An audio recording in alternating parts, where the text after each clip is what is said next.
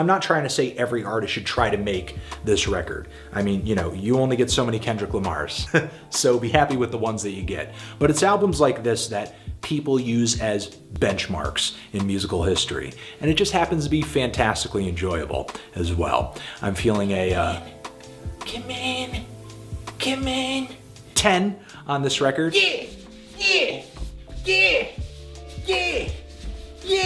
This album is a great reminder of a time when the rapper was the storyteller, the rapper was the spotlight. And I don't mean just kind of in the way that we see somebody like Drake or Future sort of, you know, as this really famous person who is a celebrity while being a rapper. I mean, I'm talking about we are hooked into what Nas is saying. What Nas is saying is primarily the focus of the song. He doesn't need celebrity, he doesn't need infamy. In order for you to be hooked into what he's saying, in order to be engaged with what he's saying, all he needed was a microphone. Death Grips, the money store, is that successfully reinvented image of the villain, or just villainy in general. I'm loving this record.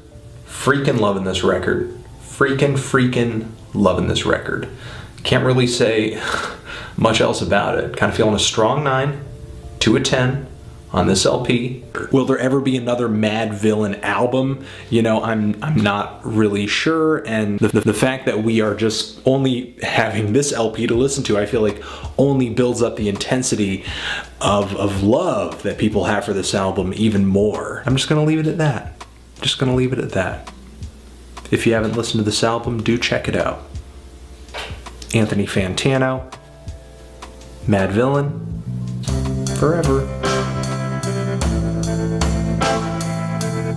36 Chambers is definitely an aggressive album, but it's not an aggression that should make you feel threatened. It's an aggression that should get you pumped. This thing is just a messy, grimy, and unbreakable 90s hip-hop album, and there's not much more to it than that. This thing is a classic. It's an important part of hip-hop's history, but if you're not a hip-hop fan, I'm not going to promise to you that this thing is going to change your worldview if you haven't heard this album. After all, 36 Chambers is the archetype for a lot of the lyricism we hear in hip-hop today. If you haven't heard this thing before and you're just not all that schooled in 90s hip-hop in general, try this thing out and at least get a sense for where a lot of modern hip-hop's ideas come from, just to kind of hear them at their best for that time.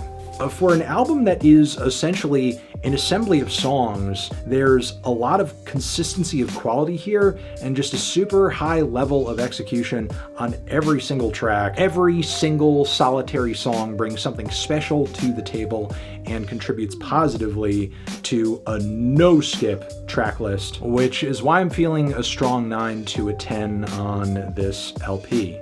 This album is just meant to just skip on endlessly forever. It's the only album. It's been like 20 years and this thing still sounds amazing, still sounds unique, still stands out as one of the most important musical moments of that decade in these genres. Massive record, beloved the world over, and for good reason. And also, finally, a classic.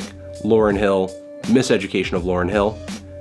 Every song builds on the next to create this overwhelming, mind-altering, and strangely beautiful vibe. I truly feel like Kanye and Cudi put one another artistically to the test on this thing, with an amazing mix of emotion, sound, and genres, all of which are super vivid, just crashing into one another in this violently beautiful display. It's like the cosmos imploding and reality melting and the matrix glitching. And I'm also super impressed with how forward-thinking, difficult to pin down, and futuristic this album feels too. I am legit feeling a strong 9 to a 10 on this thing.